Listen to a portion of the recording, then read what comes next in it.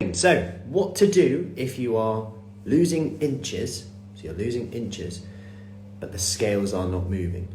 Your clothes are fitting better, but the scales are not moving. People are starting to notice.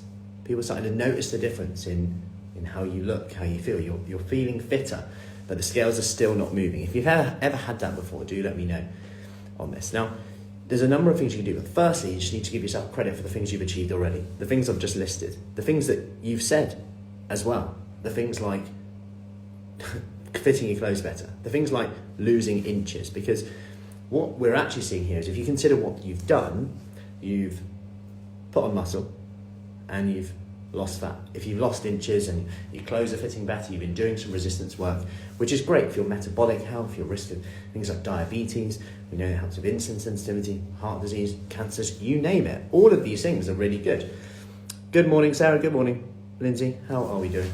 So they're the things that I want you to consider straight away. Now, number two, let's say that, no, I really need to lose weight. I need to see the scales move. Without data, it becomes quite difficult to really know what to do with this. But the first thing I'd suggest is, okay, let's have a look at where your calories are at.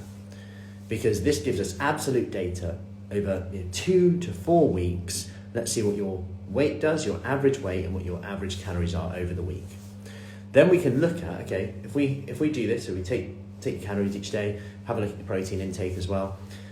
We can take an average over 4 weeks, where it's been, week to week, compare that, similar with weight, to your daily weight. So weigh daily, add them all up, divide by 7. This will give us an average weight and an average calorie. So we can see when we have this amount of calories, this is what happens with our weight. And remember, I'm stressing, this is if you really want to get the weight down. This is boring, by the way, but it does give the best data on it. And if you really want to get your weight down, I mean, like, you're not willing just to be patient with the inch loss, which will probably lead to weight loss eventually, or the body shape that you probably want anyway. Hold that thought. So then we can see, okay, do we need to adjust things a little bit? Are there bites, licks and tastes? Bites, licks and tastes, BLTs just coming in here and there that we need to track? Do we need to be a bit more accurate and aware of the things we're having in between meals? Potentially.